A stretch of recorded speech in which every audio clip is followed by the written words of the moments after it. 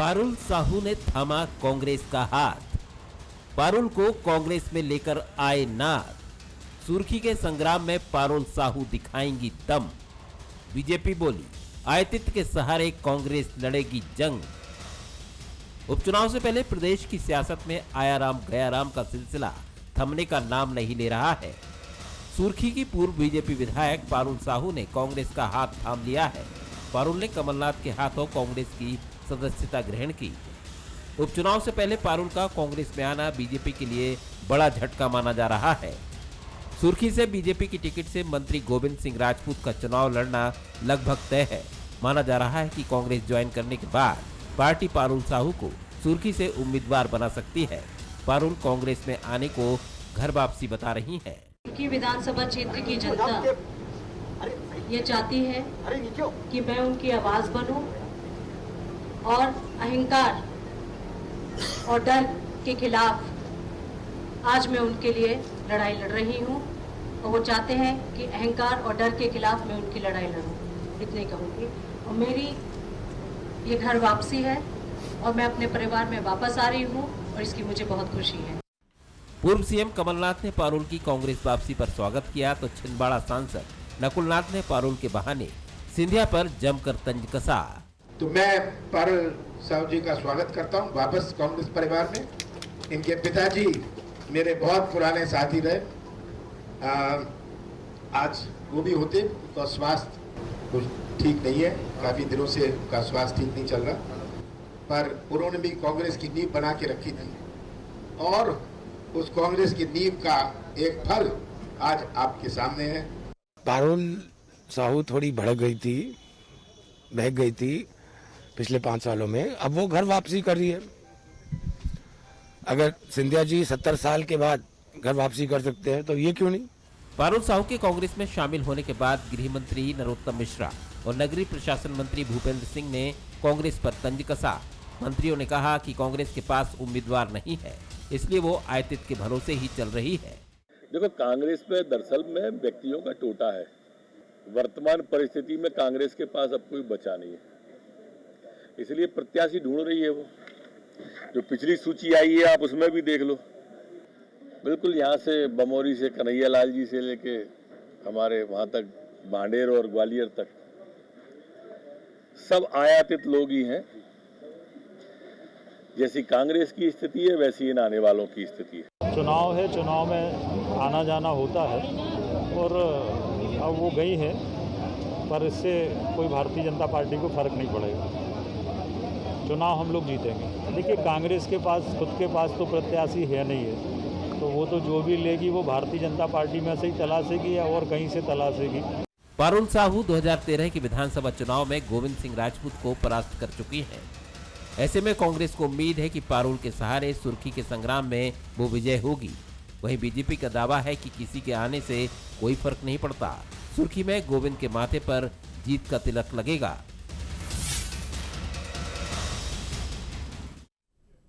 नमस्कार, मैं हूं विजय मांडगे और हमारी इस खास पेशकश में दल बदलुओं का चुनाव आपका स्वागत है। आज हमारा यही मुद्दा है और दल बदल कोई नया विषय नहीं है। देश के इतिहास में दल बदल का अपना एक पुराना इतिहास रहा है। जब से चुनाव शुरू हुए हैं दल बदलने का सिलसिला राजनीतिक दलों में नेता करते हैं, लेकिन जब चुनाव आते हैं तब ये सिलसिला और ज़्यादा बढ़ जाता है। एक पार्टी से दूसरी, दूसरी से तीसरी, और ये तमाम सारे नज़ारे हमें देखने को मिलते हैं। दल बदल का एक दिलचस्प किस्सा है। इसमें आयाराम गयाराम जैसे कहते हैं राजनीतिक दलों के लिए, नेताओं के लिए, तो वो 1967 का किस्सा है जिसमें गया लाल करके एक कांग्रेस के नेता थे हरियाणा के।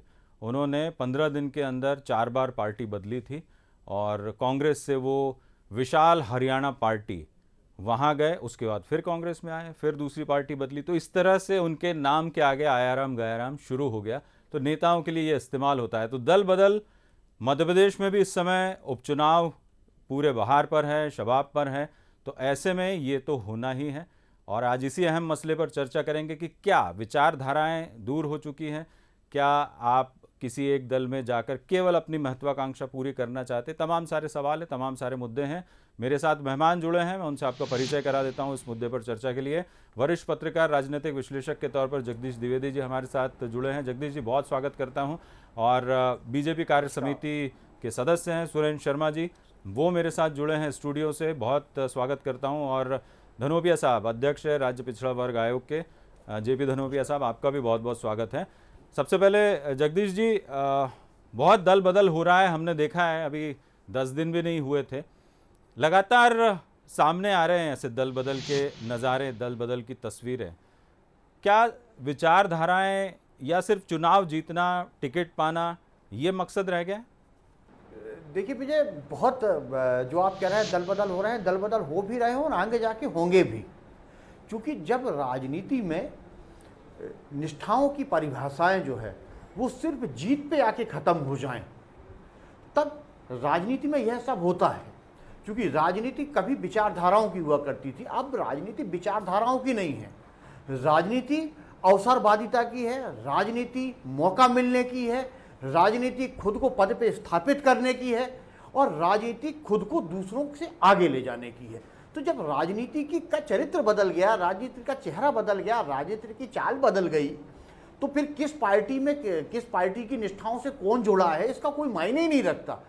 मैं ऐसा नहीं कह रहा हूं कि राजनीतिक दलों में ऐसे कार्यकर्ता नहीं है, लेकिन दुर्भाग्य यह है कि जो ऐसे कार्यकर्ता हैं वो शायद राजनीतिक दलों के लिए चुनाव जिताऊ नहीं है, भीड़ जुटाऊ नहीं है, राजनीतिक दलों की संख्या में इजाफा नहीं करते, या उनमें उतना मादा नहीं है कि वो चुनाव में खड़े हो सकें। तो मौका ऐसे लोगों को मिलता है जो दूसरे दलों से आते हैं, भाई इसीलिए दूसरे दलों के लोगों को मौका मिलता है।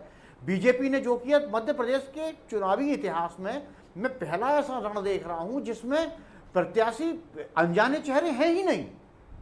कांग्रेस जिन्हें टिकट दे रही है, कांग्रेस ने भी 15 सीटें दी हैं या वो 2-4-6, और बीजेपी ने जिन्हें दिया वो तो खुल के सबको पता है कि कांग्रेस से आए हुए हैं। लेकिन कांग्रेस भी जो कर रही है वो कौन है, या तो वो बीजेपी से आए हैं या वो बीएसपी से आए हैं।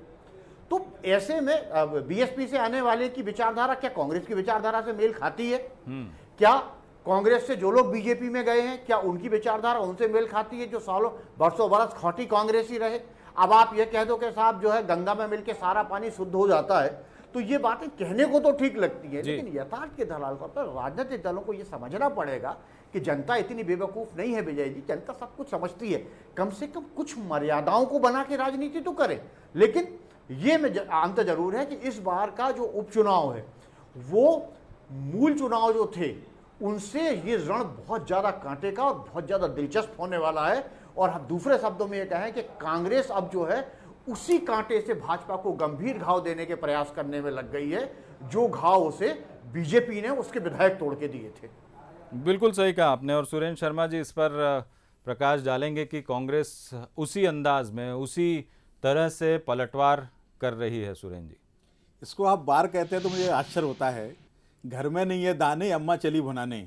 कांग्रेस के कमलनाथ जी और दिग्विजय सिंह जी कहते हैं कि हम चुनाव जीतेंगे, आपके पास चुनाव लड़ने के लिए प्रत्याशी नहीं है। वास्तविकता तो यह है कि वर्तमान में देश की कांग्रेस और मध्य प्रदेश की कांग्रेस ये लीडर विहीन हो गई है, कैडर विहीन हो गई है। दिल्ली में माँ बेटे की पार्टी है और मध्य प्रदेश में बाप बेटे की पार्टी है। या तो कमलनाथ और नकुलनाथ हैं या दिग्विजय सिंह और जयवर्धन सिंह हैं। इन्होंने अपना कैडर समाप्त कर दिया, अपने लीडर समाप्त कर दिए, इसलिए इनके पास जीतने के लिए प्रत्याशी नहीं है। आदरणीय भाई साहब बोल रहे थे, वास्तव में अगर आप सूची देखेंगे तो बसपा के नेता, और अभी भी मैं जिस क्षेत्र से आता हूँ, शिवपुरी जिले से मैं आता हूँ, पौरी में इन्होंने प्रत्याशी होल्ड करके रखा है। करेड़ा में जो प्रत्याशी दिया है वो बसपा का नेता है। पौरी में ये बसपा का जो घोषित प्रत्याशी है उसको कांग्रेस के लोग डोरे डाल रहे हैं। आजा भैया, हमारे पास कोई जिताऊ चेहरा नहीं है। बिना दूल्हे की बारात लेकर एक घोड़ी चढ़ने का स्वप्न देख रहे हैं। निश्चित तौर पर कांग्रेस का इस चुनाव में भारी पराजय होने वाली है। और बहन पारुल साहू से मैं कहना चाहता हूं कि उन्होंने डूबते जहाज की सवारी की है, उन्होंने अपने राजनीतिक कैरियर को डुबाने का काम किया है। कमलनाथ किसके हुए? मध्य प्रदेश की जनता के नहीं हुए, अपनी पार्टी के नहीं हुए। जिनके अहंकार के कारण इनकी सरकार चली गई, वो पारुल साहू और बाकी लोगों के क्या होंगे? निश्चित तौर पर ऐसे लोग पछताएंगे आगे जाकर। धनोपिया जी। विजय जी, आज का विषय बहुत ही महत्वपूर्ण था और बड़ी अच्छी चर्चा का मूड था मेरा भी। किसी राजनीतिक तौर पर ना करके एक सामाजिक तौर पर दिया जाएगा कि दल बदल कहाँ ले जाएगा देश को। लेकिन भाई सुरेंद्र शर्मा जी ने पहली बार ही ऐसी गुगली फेंकी कि मजबूरी है, मुझे खेलना ही पड़ेगा वरना मेरे पार्टी के लोग कहेंगे क्या हो गया।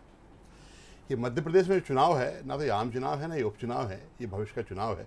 और चुनाव क्यों हो रहा है, किन परिस्थितियों में हो रहा है, ये बहुत बड़ा विषय है। जो पढ़ा लिखा व्यक्ति है वो समझदार है, वो समझ रहा है कि चुनाव क्यों हुआ। चुनाव बिकाऊ और टिकाऊ के बीच का चुनाव है, ये पार्टियों के बीच का चुनाव ही नहीं रहा। अब तो ये वो लोग जिन लोगों ने पूरे देश के अंदर मध्य प्रदेश को कलंकित कर दिया, लोकतंत्र की हत्या कर दी, आपने कभी सुना नहीं होगा, कहीं देखा नहीं होगा, वही लोग विधानसभा से इस्तीफा दिया, वही लोग गैर विधायक से मंत्री बने, वही लोग फिर चुनाव लड़ रहे हैं। ये क्या है? प्रजातंत्र का मजाक उड़ाने की प्रयास है ये। कौन किसके पास जीतेगा, कौन दूल्हा होगा, ये तो भविष्य गर्त में छिपा है। लेकिन मैं इतना बताना चाहता हूं, आज मध्य प्रदेश के अंदर कांग्रेस पार्टी के प्रति हर आदमी इस बात को मान के चलता है क्या खराबी थी, क्या कमी थी। नोटों में लोग बिके हुए लोग थे, 35-35 करोड़ रुपए में लोग बिक गए, और उन्होंने मध्य प्रदेश सरकार को इसलिए गिरा दिया क्योंकि शुद्ध के लिए युद्ध हो रहा था, सारे लोग भाजपा से जुड़े हुए थे, माफियाओं की संपत्ति लूटी जा रही थी, तोड़ी जा रही थी, वो सब भाजपा से जुड़े हुए लोग थे। आदरणीय शिवराज जी ने साफ कहा हम तो बर्बाद हो जाते भाई, इसलिए ऊपर वाले ने कहा गिराओ, और हमने गिरा दी। तो ये जो हालात हैं इन पर चर्चा करिए, इस पर सोचिए। और जहां तो दल बदल की आप बात करते हैं, दल बदल उसे कहा जाता है जो सत्ता में होता हुआ कहीं जाता है, उसे दल बदल एक्ट की परिधि में लाया जाता है। ये काय का दल बदल है? ये तो निश्चित रूप से उनके साथ अन्याय हो रहा है। बेचारे बीजेपी में जिंदगी और दरी उठाते रहे, आपने खरीदे हुए लोगों को, जिन्होंने गद्दारी की, जिन्होंने देश का धोखा दिया, जिन्होंने पार्टी गिराई, जिन्होंने सरकार गिराई, उनको आप इनाम दे रहे हो, सौदा दे रहे हो। लेकिन क्या है 14 मंत्री, वो कौन है 14 मंत्री? एक सवाल ये भी है कि चलिए ठीक है, वो अब ठीक नहीं है। 6 महीने धनोपिया साहब सब पार्टी कुछ हो छोड़कर चुका। आए, वो चुनाव जीते हुए व्यक्ति थे, इसलिए उनको टिकट दिया है, अरे पर आपके 35 पास तो कैडर करोड़ नहीं रुपए है, में, आपके पास प्रत्याशी चुनाव नहीं में है। दिखाएंगे शर्मा अरे जी, करोड़ों में आपकी सरकार चुनाव गिराने में का काम आप देखेंगे, करते थे, चुनाव में ये देखेंगे सरकार आपकी पार्टी ने की है। चुनाव को वो परिणाम- लोग मध्य प्रदेश की जनता के हित में यहाँ आए हैं। हम लोग भविष्यवक्ता नहीं सिंधिया है। जी ने चेताया था, हम भविष्य- लेकिन धनोपिया जी यहाँ पर सवाल ये है, सिंधिया जी ने तो गद्दारी की है, पूरा देश जान रहा है। देखिए 1857 से महाराणा लक्ष्मीबाई से लेकर अभी तक उन्होंने गद्दारी खानदान का है। धनोपिया जी, DNA पूरा पूरा सामने है। आपके शिवराज सिंह चौहान जी कहते थे खूब लड़ी मर्दानी, वो तो झांसी वाली रानी थी। एक मिनट, मेरे ख्याल से फिर अपन चर्चा नहीं कर पाएंगे। सब तो बोला है भाई उन्होंने। धनोपिया जी, शर्मा जी, आदरणीय सिंधिया जी बोलते थे शिवराज के हाथ धनोपिया जी, खून मेरी सने बात तो हुए सुनिए। हैं। अरे कहां गए आप? वही खून के हाथ में आप भी बैठ गए। धनोपिया जी, ये सब गद्दारी है। जनता जवाब देगी इस बात का फैसला होगा। मैं इस पर मैं धनोपिया जी आपसे जवाब देगा, एक बात, जवाब जनता जवाब देगी आपको इस प्रदेश के देखिए अंदर। चुनाव है, जनता दोनों ही राजनीतिक दलों को देख रही है। धनोपिया जी, शर्मा जी, एक मिनट, मेरा सवाल धनोपिया जी, रोका जाना चाहिए जी धनोपिया जी, यही मेरा बहस सवाल है। यह है कि ठीक है जो कुछ हुआ, लेकिन आपके पास क्या नेता नहीं है कांग्रेस के पास जो बीजेपी से लाए गए, बीएसपी से लाए गए, जो नेता उन पार्टियों में थे उनको टिकट दिया जा रहा है? सवाल ये है। भाजपा में कौन से थे? सारे से कांग्रेस से उधार ले गए खरीद के, एक भी आदमी नहीं था, सारे हारे हुए लोग थे। मैं तो चैलेंज करता हूं, अगर ये उन खरीदे हुए विधायकों को टिकट नहीं दें और भाजपा को दे दें, मैं गुलामी करना तैयार हूं। उनकी इनमें साहस नहीं है भाई, इनके पास कैंडिडेट ही नहीं है इनके पास। और कांग्रेस पार्टी में जो लोग आए हैं ना, ये अपने उसके लिए आए हैं, मर्यादा के लिए। उन्हें लग रहा है कि मध्य प्रदेश को कलंकित कर दिया इन लोगों ने, मध्य प्रदेश को बदनाम कर दिया है। अब जो लोग आए हैं, इसलिए उनको जवाब देने के लिए वो लोग आए हैं और हम उनका स्वागत कर रहे हैं कि वो ऐसे लोग हैं जो उनको जवाब देंगे। बीजेपी की क्या दलील है? नहीं, निश्चित तौर पर कांग्रेस गलत ट्रैक पर जा रही है। मैं क्या कह रहा हूं कि वो लोग अपनी विधायकी छोड़कर आए हैं, इसलिए उनका अधिकार है, उनका हक बनता है, वो जनता के हित में आए। लेकिन आपके पास मौका था, आप कांग्रेस के जिलाध्यक्ष को, महामंत्री को, प्रदेश के नेताओं को, धनोपिया साहब जैसे टिकट दे सकते खुला छोड़ रहे हैं मैदान। लेकिन आप आए थे लोगों के खुला मैदान का इसका मतलब देखिए एक मिनट, धनोपिया जी, कैपेबल नहीं है। बीजेपी का ये कहना है, बीजेपी का ये कहना है कि आपके पास खुद के कुछ पार्टी के नेता नहीं थे। एक सीट पे लड़ा दो। क्यों? आज पारुल साहब आई हैं, उनके पिताजी पूरे कांग्रेस ही है, कांग्रेस से विधायक रहे। पारुल भाजपा में जाएगी भाई, क्या दिक्कत है भाई? पारुल ऐसे साहब सारे भाजपा लोग में हैं जाएगी। जो कांग्रेस में रहे, कांग्रेस साथ आए, जुड़े, उनकी विचारधारा आज। लेकिन मैं आप दोनों से एक चीज जरूर पूछना चाहूंगा, परिस्थिति के हिसाब से होता है, उन गद्दारों को नहीं जीतने देना है जिन्होंने देश को कलंकित चलिए, किया है। ये मेरे ख्याल से जब आप प्रचार करने दोनों पार्टियां जाएंगे, लेकिन मैं दोनों से जैसे जगदीश जी ने एक सवाल उठाया कि जनता को तो कुछ नए चेहरे दिखाई नहीं दे रहे हैं इस चुनाव में। देखिए ये चुनाव जो है 2018 और ये चुनाव डिफरेंट है, लेकिन लोग चेहरे तो वही है, चेहरे वही है, तो मतदाताओं को क्या कुछ नया इस चुनाव में ऐसा कुछ नया देखने को नहीं मिलेगा? जगदीश जी ने ये सवाल भी उठाया, तो मैं दोनों से आपसे टिप्पणी लेना नया क्या मिलेगा? अध्यक्ष कमलनाथ, नेता प्रतिपक्ष कमलनाथ, लीडिंग भूमिका उनके बेटे नकुलनाथ, एक परिवार से बाहर नहीं निकल पा रहे, दिल्ली में ना भोपाल में। ये नए लोग कहां आएंगे? लो आप कैलाश जोशी, आपके सुंदरलाल पटवा, आप नेता प्रतिपक्ष नया क्यों नहीं बना सकते थे? नेता प्रतिपक्ष नया क्यों नहीं बना सकते थे?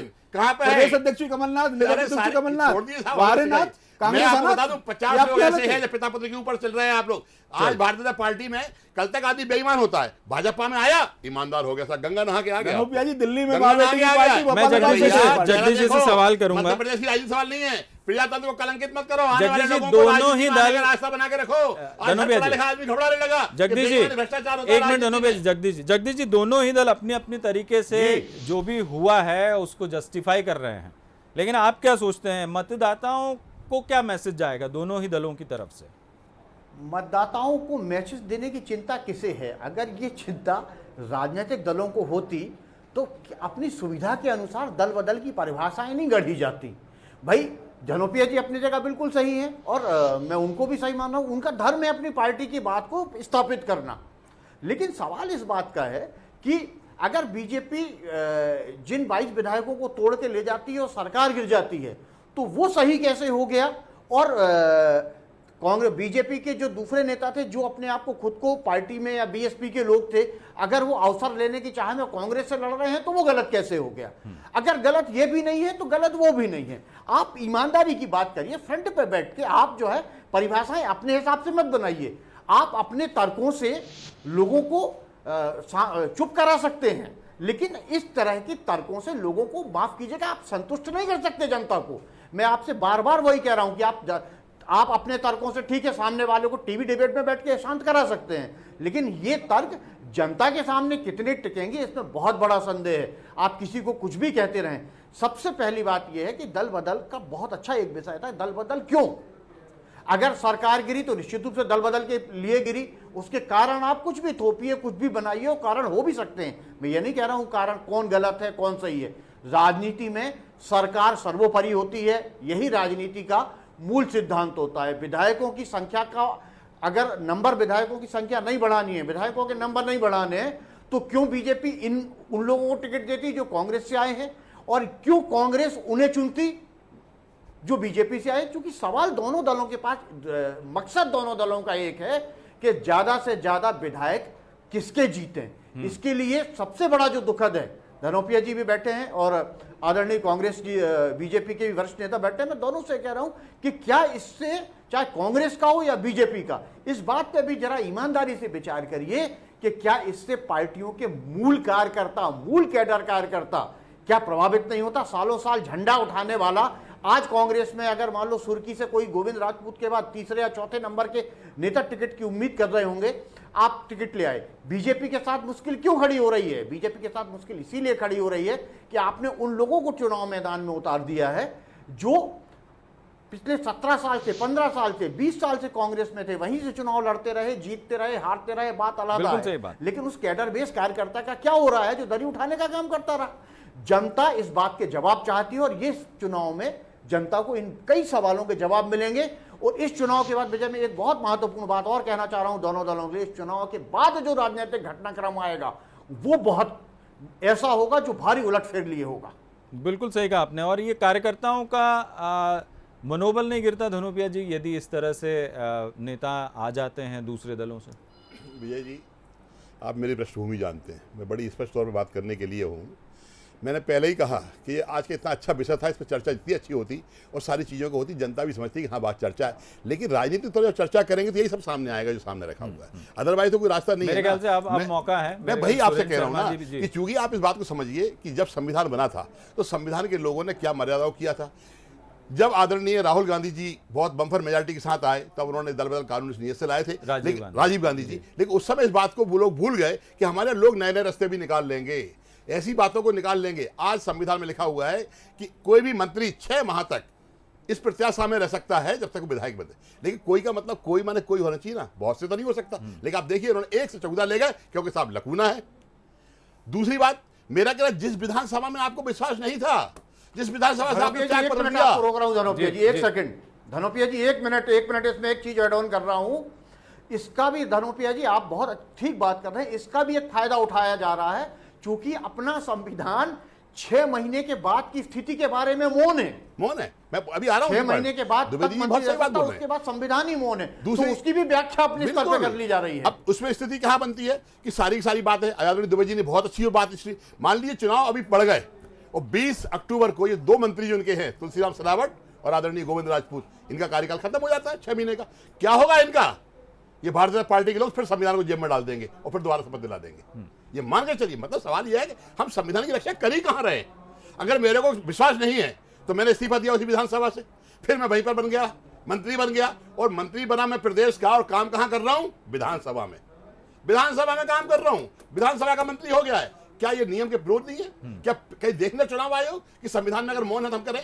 वो व्यक्ति जो खुद चुनाव लड़ रहा है, विधायक भी नहीं है, मंत्री बना दिया जिससे वो पद का दुरुपयोग कर सके और लोगों को प्रलोभित कर सके। ये संविधान की मजाक है। संविधान की जितनी धज्जियां उड़ाई जाने का काम कर रही भारतीय जनता पार्टी, भुगतना पड़ेगा इनको कल, ये पक्का मांगे चलिए आप। धनोपिया जी विद्वान व्यक्ति हैं, मैं उनकी विद्वता का सम्मान करता हूं, पर बातें करना और कुछ के पीछे इनके कांग्रेस पार्टी का दोहरा चरित्र सामने आता है। जिन राजीव गांधी की बात की थी, वो दल बदल विरोधी कानून क्यों लाए? ताकि उनकी सरकार को कोई खतरा उत्पन्न नहीं हो। आप आज बड़े सवाल उठा रहे हैं कि 2 मंत्रियों का क्या होगा। जब दिग्विजय सिंह की सरकार थी तब इब्राहिम कुरैशी को बिना विधायक बने मंत्री आपकी सरकार ने बनाया था। 6 महीने मंत्री रहे, बाद में आपकी तरह दर्जा दे दिया। और आप भी जैसे मैं क्या कहूँ, मतलब कांग्रेस के लोगों के बारे में क्या करते हैं आप? कितनी निर्वाचित सरकारें आपने गिराई है, तब आपकी ये संवैधानिक बातें कहाँ गई थी? मध्य प्रदेश की सरकार आपने गिराई, हिमाचल की सरकार आपने गिराई, राजस्थान की सरकार आपने गिराई। परंपरा आप आगे बढ़ा रहे हैं। हमने बढ़ाया, ये परंपरा आपने शुरू, आपकी बात आगे बढ़ा रहे हैं। और दूसरी बात ये है, मणिपुर में, कर्नाटक में, मध्य प्रदेश में, राजस्थान में, लोकतंत्र में लोक सर्वोपरि होता है। आपकी सरकार ने भ्रष्टाचार की, अराजकता के इतने 15 महीने में हालत खराब कर दी मध्य प्रदेश की। पहला तो आप झूठा वादा करके आए, आपने कहा था किसान का कर्जा माफ करेंगे। आपके राष्ट्रीय अध्यक्ष 1 2 3 22 लाख लोगों का कर्जा माफ हुआ है, ऐसे 10 गिनाया था। 22 लाख का शर्मा जी 10 दिन में कर्जा माफ शिवराज सिंह चौहान जी को। आप रोजगार के 22 लाख लोगों का कराइए। मूल बात यह है कि आपने प्रदेश की जनता के साथ छलावा किया। मैं ग्वालियर संभाग से आता हूं, कमलनाथ जी नारा देते थे, ग्वालियर ने जनता को धोखा दे दिया। अब की बार सिंधिया सरकार छोकरा दिखा के डोकरा आपने पकड़ा दिया मध्य प्रदेश की जनता को, तो जनता क्या करेगी?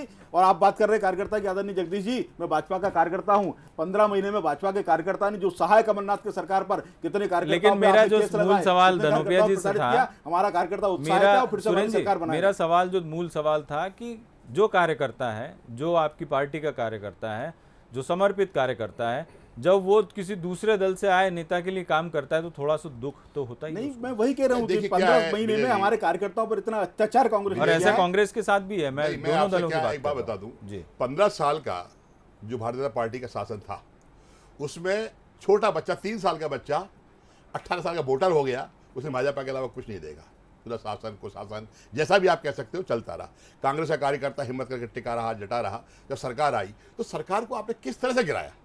उसे कार्यकर्ता, आप प्लीज मुझे बोलने दी, फिर मुझे बोलने दी संक्षेप में। सरकार को इससे गिराया, उसके बाद हर आदमी को आज कार्यकर्ता इस बात को कहता है हम सारी चीजें सहने को तैयार हैं, लेकिन भाजपा को घर बिठाना है, इसने कलंकित किया है मध्य प्रदेश। ये तो ठीक है, लेकिन मूल बात पार्टी के कार्यकर्ता की है। ये तो आपके यहाँ पे भी होगा, ये इनके यहाँ पे भी होगा।